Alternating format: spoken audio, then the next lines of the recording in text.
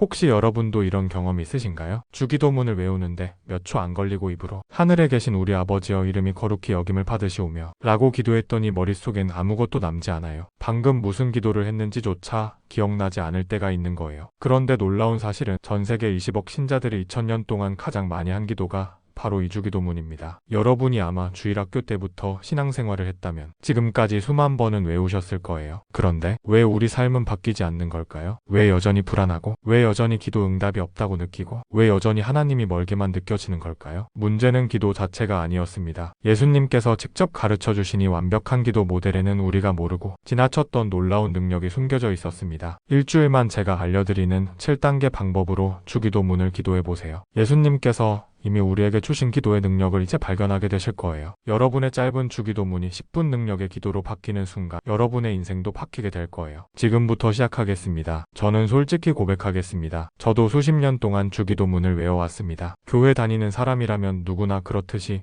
예배 시간마다, 기도회 때마다, 식사 전에도 주기도문을 외웠죠. 그런데 어느 날 문득 깨달았습니다. 내가 방금 무슨 기도를 했는지조차 기억나지 않는다는 사실을 말이에요. 하늘에 계신 우리 아버지여 이름이 거룩히 여김을 받으시오며 나라가 임하시오며 입으로는 줄줄 외우는데 머릿속은 텅 비어 있었습니다. 어제 있었던 일, 오늘 해야 할 일, 내일 걱정거리들이 머릿속을 가득 채우고 있었죠. 기도를 마치고 나면 이상하게도 아무것도 남지 않았어요. 하나님과 대화했다는 느낌도 없고 마음이 평안해지는 것도 아니었습니다. 그냥 해야 할 의무를 마친 것 같은 느낌뿐이었죠. 여러분도 이런 경험 있으신가요? 주기도문을 외우는데 걸리는 시간 정확히 재보니까 몇 초도 채 안 걸리더라고요. 빠르게 외우는 사람은 20초 만에 끝내기도 합니다. 20초에서 30초 사이에 우리는 예수님께서 직접 가르쳐 주신 기도를 후다닥 외워버리는 거예요. 그리고 기도했다고 생각했죠. 하지만 정말 기도한 걸까요? 통계에 따르면 전 세계에 약 20억 명의 기독교인이 있습니다. 이 중 대부분이 주기도문을 알고 있고 매주 최소 한 번 이상은 이 기도를 외운다고 해요. 2000년이라는 세월 동안 수십억, 수백억 번 반복되어 온 기도가 바로 주기도문입니다. 인류 역사상 가장 많이 반복된 기도죠. 그런데 이렇게 많은 사람들이 이렇게 오랫동안 기도했는데 왜 우리 삶은 크게 바뀌지 않는 걸까요? 왜 여전히 불안에 시달리고, 왜 여전히 기도 응답이 없다고 느끼고, 왜 여전히 하나님이 멀게만 느껴질까요? 어떤 분들은 이렇게 말할 수도 있어요. 기도해도 소용없다고, 하늘이 막힌 것 같다고, 무릎 꿇고 애타게 부르짖어도 응답이 없다고 말이에요. 심지어 신앙생활을 오래 하신 분들 중에서도 이런 고백을 하시는 분들이 많습니다. 40년, 50년을 교회 다녔지만 여전히 기도의 능력을 경험하지 못했다고 말씀하시죠. 그렇다면 문제가 뭘까요? 주기도문 자체에 문제가 있을까요? 아닙니다. 절대 그럴 리 없습니다. 예수님께서 직접 가르쳐 주신 이 기도는 완벽한 기도의 모델입니다. 그렇다면 문제는 어디에 있을까요? 바로 여기에 있습니다. 우리가 이 기도를 대하는 방법, 우리가 이 기도를 드리는 태도에 문제가 있었던 겁니다. 우리는 주기도문을 암송했지 기도하지 않았어요. 입으로만 외웠지 마음으로 기도하지 않았습니다. 습관적으로 반복했지 묵상하며 드리지 않았죠. 그래서 오늘 여러분과 함께 주기도문을 완전히 새롭게 보려고 합니다. 예수님께서 이 기도 안에 숨겨놓으신 놀라운 능력을 함께 발견하는 시간을 갖고자 해요. 지금부터 여러분께 7가지 비밀을 알려드리겠습니다. 이 비밀들을 알고 기도하며 여러분의 짧은 주기도문이 10분짜리 능력의 기도로 바뀌게 될 거예요. 이제 실제로 어떻게 기도해야 하는지 알아보겠습니다. 알아보기에 앞서 여러분께 딱 하나만 제안드리고 싶어요. 오늘부터 단 일주일만 주기도문을 10분에 걸쳐 기도해보겠다고 다짐하는 거예요. 10분이라고 하면 부담스러우실 수도 있을 거예요. 하지만 잠깐 생각해보면 우리는 하루에 몇 시간씩 스마트폰을 보고 있어요. 때론 텔레비전을 보고 유튜브를 보고 뉴스를 봅니다. 그런데 하나님과 대화하는 시간은 얼마나 되세요? 과연 10분이 긴 시간일까요? 10분은 우리 인생을 바꾸기에 충분한 시간입니다. 그럼 어떻게 10분 동안 주기도문을 기도할까요? 바로 7단계로 나누어서 한 문장씩 천천히 묵상하며 기도하는 겁니다. 첫 번째 단계는 2분 정도, 나머지 6단계는 각각 1분에서 1분 30초 정도면 됩니다. 이렇게 하면 총 10분 정도가 나오죠. 그럼 첫 번째 단계부터 시작할게요. 하늘에 계신 우리 아버지여. 이 한 문장입니다. 이 문장을 그냥 읽지 마시고 천천히, 아주 천천히 읽어보세요. 하늘에 계신 우리 아버지여. 각 단어를 음미하면서 읽는 거예요. 하늘에 계신 분이 누구신가요? 우주를 창조하신 전능하신 하나님이세요. 이 광활한 우주를 수천억 개의 은하를 헤아릴 수 없는 별들을 만드신 분이십니다. 그분이 어디 계신가요? 하늘에 계십니다. 높고 거룩한 곳에 계시는 분이죠. 그런데 예수님은 그분을 뭐라고 부르라고 하셨나요? 우리 아버지라고 부르라고 하셨습니다. 여기서 멈춰야 합니다. 이게 얼마나 놀라운 특권인지 깨달아야 해요. 우주를 창조하신 그 위대하신 하나님께서, 높고 거룩하신 그분께서 바로 나의 아버지가 되어주신다는 겁니다. 창조주와 피조물의 관계가 아니에요. 주인과 종의 관계도 아닙니다. 아버지와 자녀의 관계예요. 이것을 정말로 믿고 느끼 느끼며 고백할 때 우리 마음의 변화가 일어나기 시작합니다. 실제로 이런 일이 있었습니다. 한 권사님의 이야기인데요. 권사님의 남편이 갑자기 쓰러져서 중환자실에 입원하셨대요. 의사 선생님은 상태가 좋지 않다고 각오를 하시라고까지 말씀하셨답니다. 권사님은 그날 밤 잠을 한숨도 못 주무셨어요. 병원 폭도를 오가며 기도하고 또 기도했는데 기도를 해도 마음이 평안해지지 않았답니다. 불안과 두려움이 밀려왔고 남편을 잃을지도 모른다는 생각에 온몸이 떨렸다고 해요. 그때 누군가 이분에게 이렇게 말해줬답니다. 주기도문의 첫 문장만 계속 기도해보라고요. 하늘에 계신 우리 아버지여, 이 한 문장만 5분 동안 계속 반복해서 기도해보라고 말이죠. 권사님은 처음엔 이해가 안 됐대요. 이 급한 상황에 주기도문 한 문장만 반복하라니 그게 무슨 소용이 있겠냐고 생각하셨대요. 하지만 다른 방법도 없고 해서 병원 옥상에 올라가서 그렇게 기도하기 시작하셨어요. 하늘에 계신 우리 아버지여, 하늘에 계신 우리 아버지여. 처음에는 그냥 입으로만 중얼거렸답니다. 그런데 3분 정도 지났을 때 갑자기 눈물이 나기 시작했대요. 하나님께서 정말로 나의 아버지시라는 것이 실감나기 시작한 거예요. 내가 혼자가 아니구나. 아버지께서 나를 지켜보고 계시는구나. 아버지께서 내 남편도 돌보고 계시는구나. 이런 확신이 마음속 깊은 곳에서 올라왔다고 합니다. 5분이 지나고 나니까 신기하게도 마음의 평안이 찾아왔대요. 이제 두 번째 단계로 넘어가 보겠습니다. 이름이 거룩히 여김을 받으시오며. 자, 여기서도 멈추고 생각해보세요. 이 문장이 무슨 뜻일까요? 하나님의 이름이 거룩히 여김을 받는다는 게 대체 무슨 의미일까요? 많은 분들이 이 부분을 그냥 지나갑니다. 형식적으로 외우고 넘어가죠. 하지만 예수님께서 이 문장을 기도 속에 넣으신 데는 깊은 이유가 있습니다. 하나님의 이름이 거룩하다는 것은 하나님께서 세상의 그 어떤 것과도 비교할 수 없는 완전하신 분이라는 뜻입니다. 하나님은 우리가 상상할 수 있는 모든 것을 초월하시는 분이세요. 우리의 문제가 아무리 크고 복잡해 보여도 하나님 앞에서는 아무것도 아닙니다. 우리가 감당할 수 없는 상황이라도 하나님께는 너무나 쉬운 일이죠. 그러니까 이 문장을 기도할 때는 이렇게 묵상해야 합니다. 내 문제가 크게 느껴지지만 하나님은 그보다 훨씬 크신 분이시다. 내 능력으로는 해결할 수 없지만 하나님께는 불가능이 없으시다. 이렇게 고백하는 거예요. 그러면 우리의 관점이 바뀌기 시작합니다. 문제 중심에서 하나님 중심으로 시선이 옮겨지는 거죠. 이게 바로 두 번째 단계의 핵심입니다. 이제 세 번째 단계로 넘어갑니다. 나라가 임하시오며. 하나님의 나라가 임한다는 것은 무슨 뜻일까요? 많은 사람들이 하나님의 나라를 죽어서 가는 천국으로만 생각합니다. 물론 그것도 맞습니다. 하지만 예수님께서 말씀하신 하나님의 나라는 그것만이 아니에요. 하나님의 나라는 바로 지금 이 순간 내 삶 가운데 임하는 하나님의 통치를 의미합니다. 내 마음에, 내 가정에, 내 직장, 내 사업에 하나님의 다스림이 임하는 것을 말하는 거죠. 그러니까 이 문장을 기도할 때는 이렇게 구체적으로 기도해야 합니다. 주님, 오늘 제 마음에 주님의 나라가 임하게 하소서. 제 가정에 주님의 평안이 임하게 하소서. 제 직장에서 주님의 지혜가 나타나게 하소서. 이렇게 구체적으로 간구하는 겁니다. 그러면 놀라운 일이 일어납니다. 내 삶이 지금 당장은 혼란스럽고 어지러워 보여도 하나님의 통치가 임하면 모든 것이 회복될 거라는 믿음이 생기기 시작하는 거예요. 조급함이 사라집니다. 조바심이 내려가죠. 왜냐하면 하나님께서 다스리고 계시다는 것을 믿게 되니까요. 실제로 이런 경험을 하신 분이 있습니다. 한 집사님이 작은 슈퍼마켓을 운영하고 계셨는데 매일매일이 불안의 연속이었대요. 오늘 매출이 얼마나 나올까? 이번 달 월세는 낼 수 있을까? 이런 걱정으로 잠을 제대로 못 주무셨답니다. 새벽에 일어나면 제일 먼저 드는 생각이 돈 걱정이었대요. 그런데 어느 날부터 이 집사님이 주기도문을 천천히 기도하기 시작하셨답니다. 특히 나라가 임하시오며 이 부분에서 이렇게 기도하셨대요. 주님, 이 가게의 주인은 제가 아니라 주님이십니다. 주님께서 이 가게를 다스려 주시옵소서. 주님의 나라가 이곳에 임하게 하소서. 처음에는 이게 무슨 의미인지 잘 몰랐답니다. 그냥 그렇게 기도만 했대요. 그런데 일주일,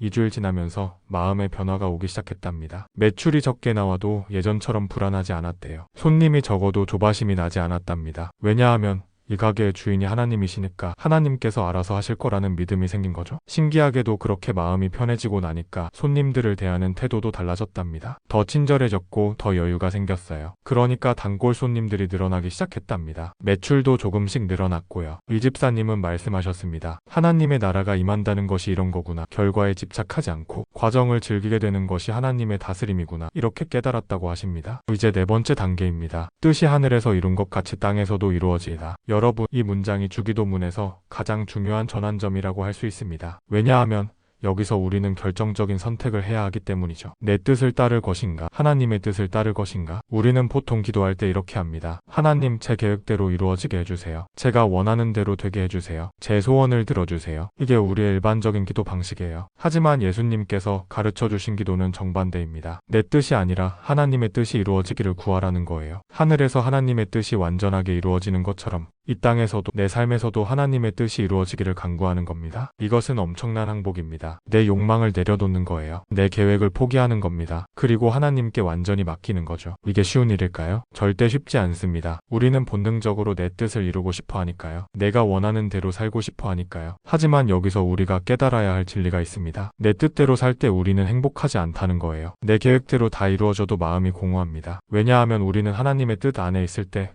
진정한 평안과 기쁨을 누리도록 창조되었기 때문이에요. 그래서 이 문장을 기도할 때는 구체적으로 이렇게 기도해야 합니다. 주님, 오늘 제가 계획한 일들이 있습니다. 하지만 제 계획이 아니라 주님의 뜻이 이루어지기를 원합니다. 제가 원하는 결과가 아니라 주님께서 원하시는 결과가 나타나기를 간구합니다. 이렇게 기도하는 거죠. 그리고 하루를 살아가면서 일어나는 모든 일들을 하나님의 뜻으로 받아들이는 겁니다. 계획대로 되지 않아도, 생각지 못한 일이 일어나도 이것이 하나님의 뜻이라면 받아들이겠다는 자세로 사는 거예요. 이렇게 살기 시작하면 놀라운 변화가 일어납니다. 결과에 대한 집착에서 자유로워지는 거예요. 성공해야 한다는 강박에서 벗어나죠. 남들과 비교하는 것도 멈추게 됩니다. 왜냐하면 내가 이루려고 하는 게 아니라 하나님께서 이루시는 거니까요. 나는 그냥 순종하면 되는 겁니다. 그러면 과정을 즐길 수 있게 돼요. 결과가 어떻게 나오든지 상관없이 오늘 내가 최선을 다하면 되는 거니까요. 여러분, 이것이 진정한 자유입니다. 결과에 대한 부담에서 자유로워지는 거예요. 성과에 대한 압박에서 해방되는 겁니다. 그리고 하나님께서 책임지고 계시다는 평안을 누리게 되는 거죠. 그러니까 이 네 번째 단계는 정말 중요합니다. 여기서 우리는 삶의 주권을 완전히 하나님께 내어드리는 거예요. 오늘 하루를 내 힘으로 살아가는 게 아니라 하나님의 인도하심을 따라 살아가겠다고 결단하는 겁니다. 이 결단이 있을 때 우리는 비로소 진정한 평안을 경험하게 됩니다. 세상이 주는 평안이 아니라 하나님께서 주시는 평안을 누리게 되는 거죠. 환경이 바뀌어서 평안해지는 게 아니에요. 마음이 바뀌어서 평안해지는 겁니다. 하나님의 뜻에 순종하기로 결단했을 때 그 순간부터 평안이 찾아오는 거예요. 오늘부터 이 문장을 기도하실 때는 진심으로 기도해 보세요. 형식적으로 외우지 마시고 마음 깊은 곳에서 우러나오는 고백으로요. 주님, 제 뜻이 아니라 주님의 뜻이 이루어지기를 원합니다. 이제 5번째 단계로 넘어가겠습니다. 오늘 우리에게 일용할 양식을 주시옵고. 이 문장을 들으면 대부분 무엇을 떠올리시나요? 밥, 음식, 먹을 것? 물론 그것도 포함됩니다. 하지만 일용할 양식의 의미는 그보다 훨씬 넓습니다. 일용할 양식은 오늘 하루를 살아가는데 필요한 모든 것을 의미해요. 육신의 양식뿐만 아니라 영혼의 양식도 포함됩니다. 건강, 힘, 지혜, 평안, 관계, 용기, 인내. 이 모든 것이 다 일용할 양식입니다. 그런데 우리는 보통 이 기도를 할 때 막연하게 합니다. 주님, 오늘 필요한 것을 주세요. 이렇게 기도하죠. 그러면 하나님께서 응답하실 때도 우리가 알아차리지 못합니다. 왜냐하면 내가 뭘 구했는지 명확하지 않으니까요. 그래서 이 5번째 단계에서 우리가 해야 할 일은 이겁니다. 오늘 내가 정말로 필요한 것이 무엇인지 구체적으로 생각해 보는 거예요. 오늘 내게 필요한 것은 돈일까요? 아니면 지혜일까요? 오늘 내게 필요한 것은 성공일까요? 아니면 평안일까요? 오늘 내게 필요한 것은 인정받는 것일까요? 아니면 겸손일까요? 이렇게 구체적으로 생각해 보는 겁니다. 그러면 놀랍게도 내가 진짜 필요한 것이 무엇인지 깨닫게 됩니다. 실제로 이런 일이 있었어요. 한 집사님이 3년째 사업 적자에 시달리고 계셨습니다. 아무리 애를 써도 수익이 나지 않았대요. 이 집사님은 매일 기도했습니다. 주님, 돈을 주세요. 매출을 올려주세요. 사업이 잘 되게 해주세요. 이렇게 기도했죠. 그런데 3년이 지나도록 상황은 나아지지 않았습니다. 이 집사님은 하나님께서 기도를 들어주지 않으신다고 생각했어요. 그러다가 어느 날 주기도문을 천천히 묵상하기 시작했답니다. 일용할 양식을 주시옵고 이 부분에서 멈췄어요. 그리고 이렇게 자문했답니다. 내게 정말 필요한 것이 무엇일까? 돈이 필요한가? 아니면 다른 것이 필요한가? 곰곰이 생각해보니까 깨달았답니다. 내게 부족한 것은 돈이 아니라 지혜였다는 것을요. 사업을 운영하는 지혜, 고객을 대하는 지혜, 직원을 관리하는 지혜, 이런 것들이 부족했던 거예요. 그래서 기도 제목을 바꿨답니다. 주님, 돈을 주세요가 아니라 주님, 지혜를 주세요로 말이죠. 사업을 운영하는 지혜를 주시옵소서. 고객의 필요를 알아차리는 지혜를 주시옵소서. 이렇게 구체적으로 기도하기 시작했답니다. 그러자 신기한 일이 일어났어요. 어느 날 거래처 사장님과 식사를 하다가 우연히 소상공인들의 고민에 대한 이야기를 나누게 되었답니다. 그때 집사님 머릿속에 번뜩 아이디어가 떠올랐대요. 소상공인들을 위한 컨설팅 서비스를 제공하면 어떨까? 자신이 3년 동안 겪었던 시행착오들, 그 경험들이 다른 사람들에게는 값진 정보가 될 수 있겠다는 생각이 든 거죠. 집사님은 바로 실행에 옮겼습니다. 기존 사업은 유지하되 주말에 소상공인들을 대상으로 작은 세미나를 열기 시작했어요. 처음에는 5명, 10명 정도만 왔답니다. 하지만 입소문이 나면서 점점 사람들이 늘어났어요. 그리고 6개월쯤 지났을 때 놀라운 일이 벌어졌습니다. 기존 사업도 흑자로 돌아섰고 새로운 컨설팅 사업도 자리를 잡기 시작한 거예요. 집사님은 나중에 이렇게 고백하셨답니다. 3년 동안 저는 돈을 달라고 기도했습니다. 하지만 하나님께서는 제게 돈이 아니라 지혜가 필요하다는 것을 아셨어요. 제가 지혜를 구하기 시작했을 때 하나님께서는 그 지혜를 주셨고 그 지혜가 결국 돈도 가져다 주었습니다. 이것이 바로 일용할 양식을 구하는 올바른 방법입니다. 막연하게 필요한 것을 달라고 하는 게 아니라 오늘 내게 정말로 필요한 것이 무엇인지 구체적으로 깨닫고 구하는 거예요. 어떤 날은 건강이 필요할 수 있습니다. 어떤 날은 인내가 필요할 수 있어요. 어떤 날은 용기가 필요할 수도 있고 어떤 날은 겸손이 필요할 수도 있죠. 그날 하나님께서 주시는 것이 다를 수 있습니다. 그래서 일용할 양식이에요. 매일매일 필요한 것을 구하는 거죠. 어제 받은 은혜로 오늘을 살 수 없습니다. 오늘 새롭게 하나님께 나아가서 오늘의 양식을 구해야 해요. 이렇게 기도할 때 우리는 날마다 하나님을 의지하는 삶을 살게 됩니다. 하나님과의 관계가 더욱 친밀해지는 거죠. 그리고 하나님께서는 우리가 구하는 것보다 훨씬 더 좋은 것으로 응답해 주십니다. 우리는 물고기를 구하는데 하나님은 낚시 방법을 가르쳐 주세요. 우리는 돈을 구하는데 하나님은 지혜를 주십니다. 우리는 성공을 구하는데 하나님은 성품을 빚으세요. 이것이 하나님의 방식입니다. 그러니까 오늘부터 이 기도를 할 때 정말 진지하게 물어보세요. 주님, 오늘 제게 정말로 필요한 것이 무엇입니까? 그리고 하나님께서 마음에 떠올려 주시는 것을 구체적으로 구하세요. 그러면 여러분은 분명히 응답을 경험하게 될 겁니다. 이제 6번째 단계입니다. 우리 죄를 사하여 주시옵고 우리가 우리에게 죄 지는 자를 사하여 준 것 같이. 여러분 솔직히 말씀드리겠습니다. 이 부분이 주기도문에서 가장 어렵습니다. 왜냐하면 여기서 우리는 두 가지 일을 해야 하기 때문이에요. 첫째, 내 죄를 고백해야 합니다. 둘째, 나에게 죄 지는 사람을 용서해야 합니다. 이 둘 다 쉽지 않죠? 먼저 내 죄를 고백하는 것부터 살펴보겠습니다. 우리는 보통 주기도문을 빨리 외울 때 이 부분을 형식적으로 지나갑니다. 우리 죄를 사하여 주시옵고 하고 그냥 넘어가죠. 무슨 죄를 지었는지 구체적으로 생각해보지 않아요. 하지만 천천히 이 문장을 묵상할 때는 달라집니다. 오늘 내가 지른 죄가 무엇인지 돌아보게 되는 거예요. 오늘 누군가에게 상처 주는 말을 하지 않았나요? 오늘 미운 감정을 품지 않았나요? 오늘 교만한 생각을 하지 않았나요? 오늘 남과 나를 비교하며 시기하지 않았나요? 이렇게 구체적으로 돌아보는 겁니다. 그러면 놀랍게도 내가 죄인이라는 것을 실감하게 돼요. 입으로만 죄인이라고 고백하는 게 아니라 마음 깊은 곳에서 정말로 내가 죄인임을 깨닫게 되는 거죠. 그때 진짜 회개가 일어납니다. 형식적인 회개가 아니라 마음에서 우러나오는 진실한 회개가 나오는 거예요. 실제로 이런 간증이 있습니다. 15년 동안 며느리와 갈등을 겪어온 한 권사님의 이야기입니다. 이 권사님은 며느리가 마음에 들지 않았답니다. 집안일도 제대로 안 하고 아들한테만 잘하고 시어머니인 자기는 무시한다고 느꼈대요. 그래서 15년 동안 며느리를 미워하는 마음으로 살았답니다. 겉으로는 티를 안 냈지만 속으로는 늘 불만이 가득했어요. 기도도 많이 했답니다. 주님, 저 며느리 좀 바꿔주세요. 저 며느리가 달라지게 해주세요. 이렇게 기도했죠. 그런데 15년이 지나도록 며느리는 바뀌지 않았고 관계는 더 나빠지기만 했답니다. 그러던 어느 날 권사님이 주기도문을 천천히 기도하기 시작했어요. 우리 죄를 사하여 주시옵고 이 부분에서 멈췄답니다. 그리고 물었대요. 주님, 제 죄가 무엇입니까? 그때 마음속에서 음성이 들렸답니다. 내가 며느리를 미워하는 것이 죄다. 권사님은 처음에는 인정하고 싶지 않았대요. 아니, 제가 뭘 잘못했습니까? 잘못한 건 며느리인데요. 이렇게 반박했답니다. 하지만 계속 기도하는데 마음이 찔리기 시작했대요. 15년 동안 미워한 것, 그것이 죄였구나. 겉으로는 신앙생활 잘한다고 하면서 속으로는 증오심을 품고 산 것이 죄였구나. 이렇게 깨닫게 된 거죠. 권사님은 그 자리에서 눈물로 회개했답니다. 주님, 죄송합니다. 제가 며느리를 미워한 것이 죄였습니다. 용서해 주세요. 이렇게 기도했어요. 그리고 다음 문장을 기도했습니다. 우리가 우리에게 죄 지은 자를 사하여 준 것 같이. 이 문장을 기도하는데 또 마음이 찔렸답니다. 내가 며느리를 용서하지 않으면 하나님께서도 나를 용서하실 수 없다는 것을 깨달은 거예요. 이것은 단순한 권면이 아니었습니다. 하나님의 명령이었어요. 용서하라. 내가 용서받고 싶으면 너도 용서하라. 권사님은 그날 밤 잠을 설쳤답니다. 며느리를 용서해야 한다는 것은 알겠는데 마음이 쉽게 따라주지 않았대요. 15년 동안 쌓인 감정이 하루아침에 사라질 수는 없었으니까요. 하지만 계속 기도했답니다. 주님, 제가 며느리를 용서할 수 있도록 도와주세요. 제 힘으로는 안 되지만 주님께서 도와주시면 할 수 있을 것 같습니다. 이렇게 기도하고 또 기도하셨다고 합니다. 다음으로 7번째 단계로 넘어갈게요. 우리를 시험에 들게 하지 마시옵고 다만 악에서 구하시옵소서. 이 문장은 우리가 영적 전쟁 가운데 살고 있다는 것을 깨닫게 해줍니다. 우리가 보이는 것만 전부가 아니에요. 보이지 않는 영적 세계가 있고 그곳에서 치열한 전쟁이 벌어지고 있습니다. 사탄은 우리를 넘어뜨리려고 끊임없이 시험하죠. 분노하게 만들고 시기하게 만들고 교만하게 만들고 불안하게 만듭니다. 그런데 우리는 이런 시험들을 우리 힘으로 이길 수 없어요. 우리는 너무 약하니까요. 그래서 하나님의 보호가 필요한 겁니다. 이 기도를 할 때는 구체적으로 기도해야 합니다. 오늘 나를 넘어뜨릴 수 있는 시험이 무엇일까요? 어떤 사람에게는 분노일 수 있습니다. 쉽게 화를 내는 것이 그 사람의 약점이에요. 어떤 사람에게는 시기심일 수 있습니다. 남과 자신을 비교하며 괴로워하는 것이 약점이죠. 어떤 사람에게는 불안일 수 있습니다. 미래를 걱정하며 두려워하는 것이 약점이에요. 어떤 사람에게는 교만일 수 있습니다. 자기 의를 내세우며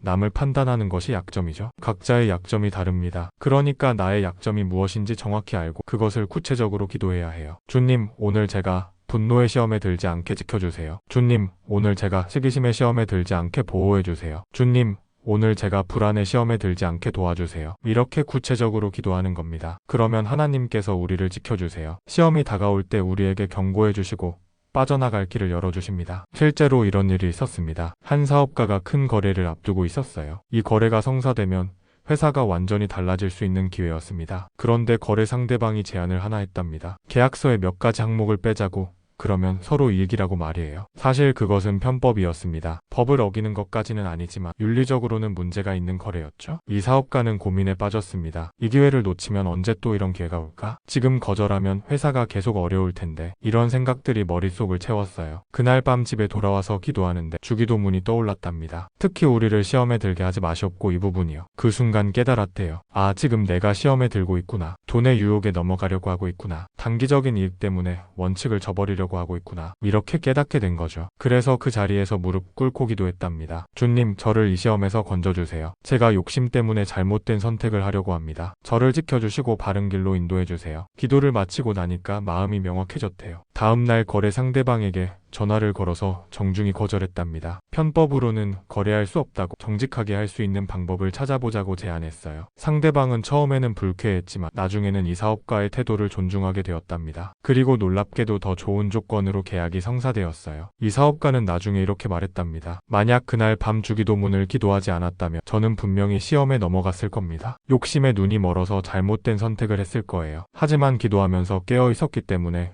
시험을 이길 수 있었습니다. 이것이 바로 이 기도의 능력입니다. 우리를 영적으로 깨어있게 만들어주는 거예요. 시험이 다가올 때 알아차릴 수 있게 해주고 악에서 벗어날 수 있는 힘을 주는 겁니다. 그러니까 매일 이 기도를 진지하게 해야 합니다. 형식적으로 외우지 말고 정말로 하나님의 보호를 구하는 간절한 마음으로 기도해야 해요. 주님, 오늘 저를 시험에서 지켜주시고 악에서 구원해주세요. 이렇게 기도하면 하나님께서 반드시 지켜주실 겁니다. 천사를 보내어 우리를 둘러싸게 하시고 위험한 순간에 경고해 주실 거예요. 드디어 마지막 단계입니다. 나라와 권세와 영광이 아버지께 영원히 있사옵나이다. 아멘. 이 문장은 주기도문의 아름다운 마무리입니다. 우리는 지금까지 하나님께 여러 가지를 간구했어요. 하나님의 이름이 거룩히 여김받기를, 하나님의 나라가 임하기를, 하나님의 뜻이 이루어지기를, 일용할 양식, 죄사함을, 시험에서의 보호를 구했습니다. 그리고 이제 마지막으로 우리가 할 일은 하나님을 찬양하는 겁니다. 나라가 하나님께 있다는 것은 하나님께서 모든 것을 다스리신다는 뜻이에요. 권세가 하나님께 있다는 것은 하나님께서 모든 능력을 가지고 계시다는 뜻입니다. 영광이 하나님께 있다는 것은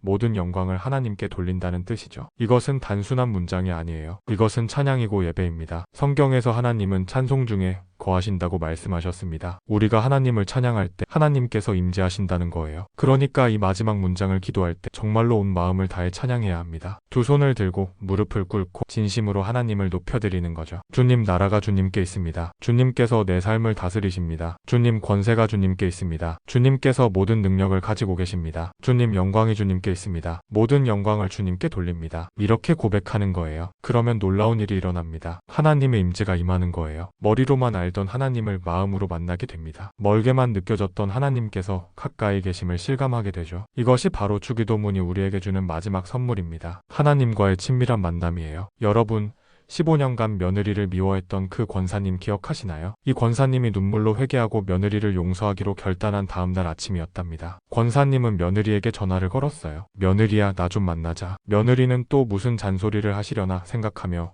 어머니 집에 갔답니다. 그런데 권사님이 며느리 손을 잡고 눈물을 흘리며 말했대요. 미안하다. 15년 동안 너를 미워했다. 너를 인정하지 않고 판단만 했다. 용서해다오. 며느리는 처음에는 당황했지만 이내 눈물을 흘리기 시작했답니다. 어머니, 저도 잘못했어요. 저도 어머니를 이해하려고 노력하지 않았어요. 둘은 그날 서로 껴안고 한참을 울었답니다. 15년 동안 쌓였던 벽이 무너지는 순간이었어요. 그 후로 둘의 관계는 완전히 달라졌답니다. 이제는 서로를 존중하고 아끼는 관계가 되었어요. 권사님은 나중에 이렇게 간증하셨습니다. 주기도문을 천천히 기도하지 않았다면 저는 평생 며느리를 미워하며 살았을 겁니다. 하지만 한 문장 한 문장 묵상하며 기도했을 때 하나님께서 제 마음을 만져주셨어요. 제 죄를 깨닫게 하시고 용서할 힘을 주셨습니다. 이것이 바로 주기도문의 능력입니다. 여러분, 우리는 오늘 7가지 단계를 함께 살펴봤습니다. 7단계를 천천히 밟아가며 기도할 때 여러분의 삶이 변화될 겁니다. 평안을 경험하게 될 거예요. 구체적인 응답을 받게 될 겁니다. 하나님의 임재를 실제로 느끼게 될 거예요. 이것은 제가 만들어낸 이야기가 아닙니다. 실제로 많은 분들이 경험한 간증이에요. 중환자실에 있던 남편이 깨어났습니다. 3년 적자였던 사업이 흑자로 돌아섰습니다. 15년 갈등 관계가 하루 만에 회복되었습니다. 이 모든 것이 주기도문을 천천히 묵상하며 기도했을 때 일어난 일들입니다. 여러분께 간곡히 부탁드립니다. 오늘 밤부터 단 일주일만 이렇게 기도해보세요. 잠자리에 들기 전 10분만 시간을 내보세요. 첫 번째 단계는 2분, 나머지 6단계는 각각 1분씩, 총 8분이면 됩니다. 여유있게 10분 잡으시면 충분해요. 한 문장 한 문장 천천히 읽으며 묵상하세요. 그 의미를 마음으로 느끼며 기도하세요. 형식적으로 외우지 말고 진심으로 대화하듯이 기도하세요. 그러면 하나님께서 반드시 응답하실 겁니다. 여러분의 짧은 주기도문이 10분 능력의 기도로 바뀌는 순간 여러분의 인생이 바뀌게 됩니다. 기도가 달라지고 삶이 달라지고